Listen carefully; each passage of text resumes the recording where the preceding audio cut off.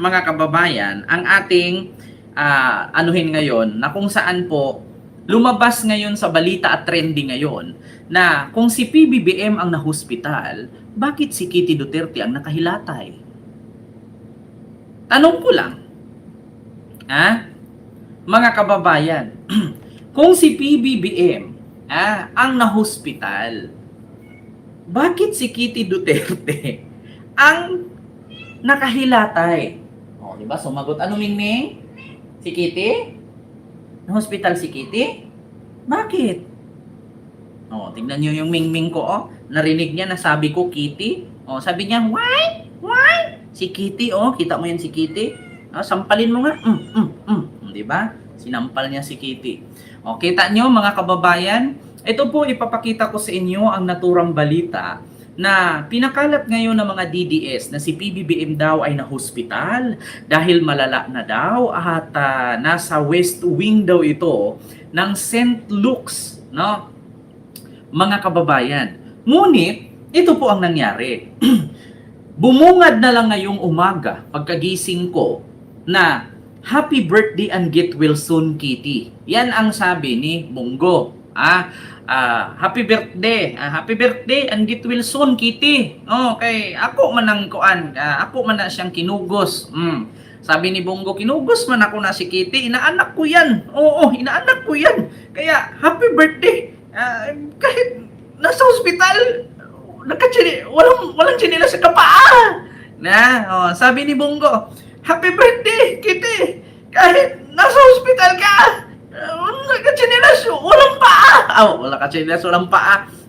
So ngayon mga kababayan, nagtatanong ako kung si PBBM ang na-hospital, bakit bumungad sa akin umagang-umaga si Kitty Duterte ang nakahiga na may dextro sa kamay? So, binisita at binati ni Senator Bongo ang kanyang inaanak na si Kitty Duterte nang mag-celebrate ito ng kanyang birthday habang nagpapagaling sa hospital. Hindi na idinitalye ng senador kung bakit naka-confine ang anak ni dating Pangulong Duterte pero wish niya raw na gumaling na ito. Baka naman kasi nasubrahan sa kakabar, Baka naman kasi nasubrahan ito sa kakabiyahe, di ba? Gala. Wala namang ibang ginagawa to kasi kung hindi magbiyahe, maggala, magbar, party-party, Baka naman kasi nasubrahan, di ba? Akala ko ba si PBBM? Kaya mga kababayan, nagtatanong ako, akala ko ba si PBBM ang nahospital? Bakit dito nakalagay si Kitty Duterte? Ang nasa balita. Kaya ngayon, tapos ito pa, mga kababayan, ito pa ang sinabi nila na si PBBM daw 50-50 na. Sabi ni Bugres, saan ba yun si Bugres? Hanapin natin mga kababayan. Hanapin natin si Bugres. Actually, mga kababayan, si Bugres, naglabas siya ng medical record. Ito mga kababayan. Ito Bugres. Ayan. Medical record. PBBM. Kasi binasa pa niya mismo, mga kababayan, may pinakita siyang medical record. Ayan Severe sigmoid diverticulitis with perforation and extensive mesenteric phlegmon. Deterioration, urgent surgical consultation recommended. Colonic obstruction or partial structure from inflammation. Dilating ilay. Ano niyo di po, ang gamot sa amo mo as pilit. You consider this as okay lang na masakit? Di po, normal lang ni bilating ilay nga pagtubulaya mo, di po, nga doon. Naalala mo ka na di po, sa banyo. Wala ka pa sa diverticulitis, Ginatubuliya ka pa lang kasi hindi ka uminom ng tubig 8 hours. Kaamo ka na gani, di po, dumapatay ka na. Ikaw mismo na nagsabi na maximum ang sakit na nararamdaman sa amo mo kung bilating iloy ka gita kagaga. Di po, kakakilala kayong dalawa na magsuntukan, Yan na lang talaga ang ating gagawin, magsuntukan tayong dalawa. Dumapatay na. In Jesus' name. Hasta umaabot ka na minsan. Ginalukit mo na. Ay, iyot. Amutani, ang mga balsamo, balatani, bala. Balsamo carminativo. Sino dyan sa inyo sa Pilipinas na pupunta o sa Amerika, pumunta kayo sa Philippine Store, balsamo carminativo, kag white flower pa yung nani. Basi pa malang magkalatunaw ang mga tsuboy. Putang ina. Kung hindi ba naman bobo itong Bogris, mga kababayan. White flower, ipainom. Yeah? Kung hindi ka ba naman tanga, white flower, ipainom. Ang white flower, inaamoy lang yun. Pinapahid kung saan yung medyo nahihilo ka. Bakit white flower, ipainom? Yeah, kita nyo mga kababayan, apakatanga talaga nito ni Bogris. Pasensya kayo mga kababayan ha, nakatiris kasi ako ng tigyawat dito o nasugat. Kaya, sa totoo lang mga kababayan, ito talagang mga DDS, no? Grabe sila ka fake news. Grabe sila ka tawag dito, katarantado, no? Mga kababayan, kung naiisip nyo lang, tignan ninyo si PBBM daw na hospital. Meron daw medical record, sabi mismo ni Bogris. Oo. Tapos ending, na bumungad sa akin, pagkagising ko kayo ng umaga, happy birthday, Kitty. Nangyari? Bakit si Kitty na hospital? Maka naman na kasi nasubrahan sa bira. Ayaw lagi hinayki. Di pa hinaykan man siguro na nimo niya. Dako man siguro kaayo tong ni bira ba. Ganun na ma-unconstitutional mangyud na kay mao biya to yung resulta sa unconstitutional na nasubrahan sa bira dumugo. Mao manggod na. Kuan gani ta, di ba? Kapag tumikim kung tumikim nga tayo ng gamot, huwag pasubrahan para hindi ma-overdose. Pag sinabing langhap lang, huwag kainin. Pag sinabing half pitik, ganun lang. Hindi yung gaganong-ganon ka pa tapos sabay pitik ganon. Pinasobrahan mo naman kasi sa pitik. Pag pumitik ganon lang, hawak mo ang brief, hawak mo ang gabi. Pagkagabi na confine, wag pa sobrahan. Nasubrahan sa kakalanghap. Sabi kasi ng doktor, amuyin, hindi kainin. Ayun tuloy na confine. Bilatsang Iloy. Ayan na mo. Ayan ang resulta mga kababayan. Ayan ang resulta sa mga katangahan. Diba? Iwas-iwasan nyo kasi yung ka-fake news ninyo mga DDS. Tignan ninyo, nag-back to you tuloy kayo mga animal kayo. Pinapakalat ninyo na si PBBM na hospital. Si PBBM nasa St. Luke's. Ang problema, kung si PBBM ang hospital, bakit si Kitty Duterte ang nasa loob at nakahiga? Diba? Mga kababayan, may tanong ko lang. Anong nangyari sa sinabi nilang na hospital? Ngayon, mga DDS, mukhang kayo na lang yata yung naglulukuhan. Ako po, sa mga DDS na nanonood dyan sa akin ngayon, ano po ang magiging reaksyon ninyo ngayon sa nakikita ninyo, gonorrhea? Gonorrhea, yan ba yung kung sa lalaki, iiyot na lang sa buko? Yan, actually mga kababayan, yung gonorrhea, no? Or sa madaling salita, tulo, ang gamot po niyan ay kanini ang mag-init ka ng buko, tapos iyutin mo yung buko habang mainit pa yung sabaw. Ipasok mo yung titi mo doon, butasan mo yung buko na kumukulo pa yung sabaw, pasok mo yung titi mo doon para mawala yung gonorrhea, yung tinatawag nilang tulo. Ginoo ko, giahak man, gitulo man. Uwagan manggod na maumanay dangatan sa mga Makakate. Hindi ka naman taga Makati. Bakit nagkaroon ka ng tulo? Diyos ko. Yan nga sinasabi ko sa inyo. Kumakalat-kalat yan ngayon, kasi mga kababayan, nabalitaan ko kasi yan, napanood ko dati si Jessica Soho. Meron daw sakit na tulo, mga kababayan, kapag sa lalaki, yung iba daw, iniinuman nila ng, alam mo yung powder na sabon, nilalagay daw nila sa tubig yan, tapos iniinom yung powder na sabon. Hindi naman daw yun advisable, kaya nakakasira daw ng kidney yun. Ang iba naman, ang ginawa nila mga kababayan ay, Bibili ng buko, tapos yung buko, iihawin mo yun.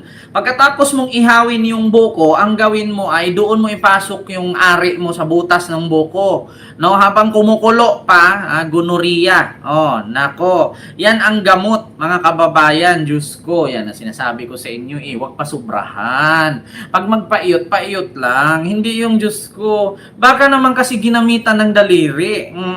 Nako. Kaya pag nasobrahan pa naman yan sa kagamit ng ganun, masugat mo na sa loob na. Tapos gagamitan pa ng ari ulit, nadugo na. Pag nadugo yung kaya, siyempre, pag ipakpak mo ng ipakpak yan, magnana man yan, na mauna karon. Alam nyo, ang bukod tanging gamot na sa tulo, mga kababayan, buksan mo, papasukin mo, para mawala yung tulo. Para tumulo, buksan mo. Ayan, bing bang here, bing bang there kasi. Ayan, di ba? Yan ang resulta, mga kababayan, ng bing bang here, bing bang there. Ang labas, gonorrhea. Ayan na. Delikado. Ayan na, mga kababayan, klarong-klaro po ha. Sa mga nagsasabi dyan na ito, basahin ko yung comment ha, mga kababayan. Matatawa kayo dito sa comment dito sa post ng News 5. Ito kasi, mga kababayan, nakita ko pa nga comment ko dito, sabi ko nga dito, akala ko ba si PBBM ang na-hospital? Sumagot naman si Ma'am Rosario Bisin. Nandiyan si Ma'am Rosario Bisin Siya ang may stage 4 stage 4 tulo. Ano ba yung stage 4 tulo? Daming inggit na basher. Sabi dito, Diyos mio Marimar, sinong mainggit sa may tulo? Ito naman, sino may inggit sa may tulo? Ito namang isa na overdose o tulo. Git Wilson, Kifi. Ito ba yung may stage 4? Malamang, alam na this. Happy birthday, Wake and Bake. Tala. Tapos, light suction, Charis, Git Wilson. Nasubrahan sa pagkabangag, back to you is real. Di ba? Sabi ko nga ninyo, mga kababayan, mga fake news kasi kayo mga animal, kayo mga DDS kayo. Ngayon, akala ko ba, sabi ko kasi dito sa comment section, makikita nyo yan dito, mga kababayan. Ayan, ako yung lumalabas. Akala ko ba si PBBM yung na-hospital? Sabi naman ni Ma'am Rosario Bisin, siya po yung may stage 4 tulo. Ito nga. Nagparitoke lang siguro siya. Wow. Siya pala yung nasa South Wing. Di ba? Good luck. Back to you agad. Sabi nga nila, karma is real. Kaka-flex maybe. Kaya daw nagkasakit, mga kababayan. Ikaw ba naman hindi magkasakit? Kasi palapit na ang birthday, ang ginawa ayon, bukaka ng bukaka, stretch ng stretch, flex ng flex. Talagang magkasakit ka. Kung ang bata nga, di ba, pag nadapa, nakapilay-pilay, nilalagnat. Ikaw ba naman hindi kalagnatin ang ginagawa mong. Kung mag-flex nga, flex lang, huwag sasali, itataas mo pa yung puwet mo. Ba't naman kasi ganyan? Matutuwad-tuwad ka pa dyan. Paano hindi ka magkasakit sa ginagawa mo? Ang birthday, magbitbit ka ng cake, maglagay ng kandila, tapos hipan mo. Bago mo hipan, kumanta mo na ng Happy Birthday, Tolo. Happy Birthday, Tolo. Ganon. Tapos, anong wish mo? Sana dumami pa ang magkatulo. Ganon. Hindi mo na birthday. Tapos, itaas-taas mo yung hita mo. Di ba? Talagang magkasakit kasi. Sino ba naman hindi magkasakit ng putang inang yan? Birthday. Ginawa mo si Rina yung sarili mo. Hindi ka naman balerina. Hindi ka rin naman dancer. Hindi ka rin singer. Kasi kapag may event, pag kumakanta ka, nagbabasa ka naman sa cellphone. Di ba? Wala namang talent to kakanta na, shot to the heart and not to blame. Tingin sa cellphone, you give love a bad name. Di ba? Ganun yung ginagawa niya Di ba? Ang birthday, magbitbit ng cake. Lagyan ng kandila, sindihan, Happy Birthday, Tolo. Happy Birthday, Tolo. Ganon ang may birthday. May gagawin mo, bilangkad ka diya, ka taas-taas mo pa yung paa mo. Talagang magkasakit ka sa ginagawa mo. Di ba? Wala na ba? Diyos ko, ito na ang mga kababayan sa totoo lang. Kung ako maraming pera na natanggap mula sa droga, hindi ko pagurin yung sarili ko na taas-taas yung paa ko. Tapos pag nagkasakit ako, yung pera ko naubos sa ospital. Di ba? Kung ako maraming pera galing sa droga, sabi ni Trillanes, ay, Diyos ko, bakit ko gagawin yung sarili ko? Kasakit kaya nun. Ano to, nabinat? Ay, nako. Tigil-tigil. Kayo, mga kababayan, naranasan nyo ba pag birthday ninyo, stretch yung katawan ninyo, mag-flex-flex kayo? Di ba? Kadalasan sa atin, kapag birthday, maghanda, magpalitsyon, di ba? O mag-videoke, mag-inom. Aba, iba ang style ni Kitty pag birthday. Ang ginagawa niya, flex ng flex. Talagang magkasakit ka. Dito pa lang, kung ikaw, nag-edad ka ng 50 anyos, gaganyan ka. Do you think hindi ka magkaroon ng osteoporosis? Di ba? Ikaw, mag-edad ka ng 60 anyos, gaganyan ka. Itaas mo yung hita mo, yung ulo mo, yung liig mo. Paano yung spinal cord mo? Baka naman, hindi ka na makatayo pagkatapos. Di po, kaya yan ang tanong ko ngayon, mga kababayan. Yan ang tanong ko ngayon. Birthday. Walang flex. Nako, magkabali-bali ka yan. Kaya ngayon, mga kababayan, yan ang dahilan.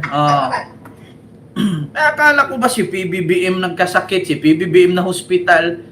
Bakit kayo ang nakaratay dyan? Alam na this. Sabi ni Seron Reyes, yan ang rason kung bakit siya na hospital. Sa kaka-upside down. Di ba? Kung hindi ba naman kasi kayo katangahan, ang birthday, magkain, maghanda, maglasing. Hindi yung birthday na babaliktarin mo yung katawan mo, itaas mo yung paa mo doon, tapos tutuwad kang ganun. Talagang rason, hospital ka tuloy. Mga kababayan, ay naku, mga kababayan, hindi ko talaga pinapangarap na pag nag-birthday ako, tapos balik-balikin ko yung katawan ko.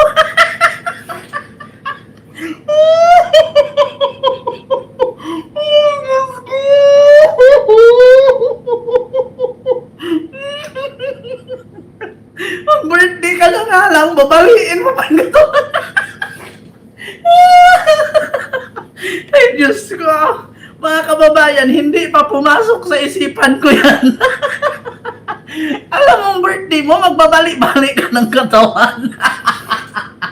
Ano yung nakain mo?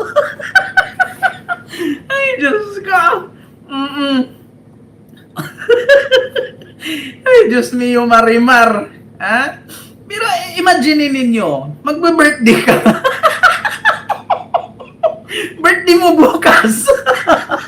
Mag-pictorial ka ngayon, babalik-balikin mo yung katawan mo. Talagang ma-hospital ka. Di ba?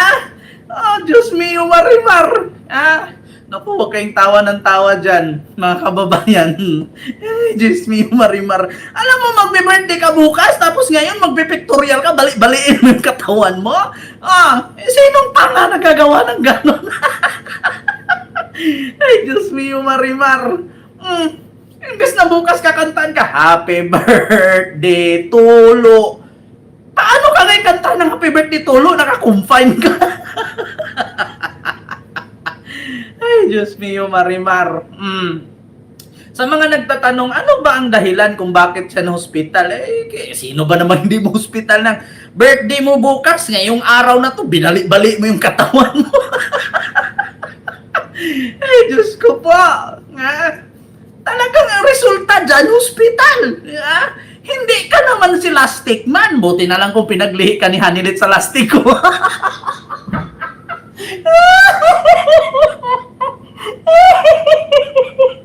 Diyos ko. Ginoo ko tabang.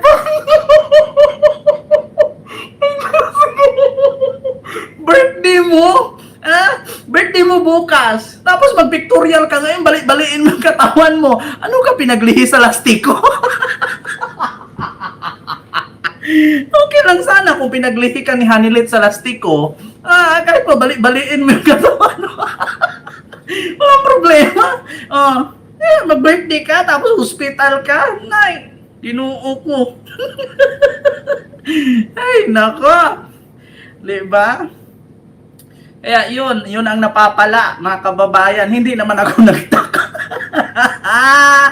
Hindi naman ako nagtaka. Ito naman si Paulo Mariano. Na-confine rin mama ko last week sa St. Luke's. Hindi naman pinupost ng News 5. Ay, Diyos ko. Sabi ni Paulo Mariano, na-confine rin naman mama ko last week sa St. Luke's. Hindi naman pinupost ng News 5. Bakit? Di dapat sinabihan mo yung mama mo na mag-picture-picture siya, tapos mag-flex-flex siya dyan, bali-baliin yung katawan niya, malay natin, mabalita siya sa News 5. Ay, Diyos ko, kababayan. So yun lang, sumakit yung aking panga, di ba? Ito naman si Paulo Mariano, gusto mo palang mabalita yung nanay mo, hindi dapat biniflex-flex mo din yan, pinasuot mo ng itim na stocking, tapos gumaganong-ganon yung nanay mo dun, tignan natin kung hindi mabalita. Tapos ipabisita mo rin ng mga senador. Kaya yun po yun, mga kababayan.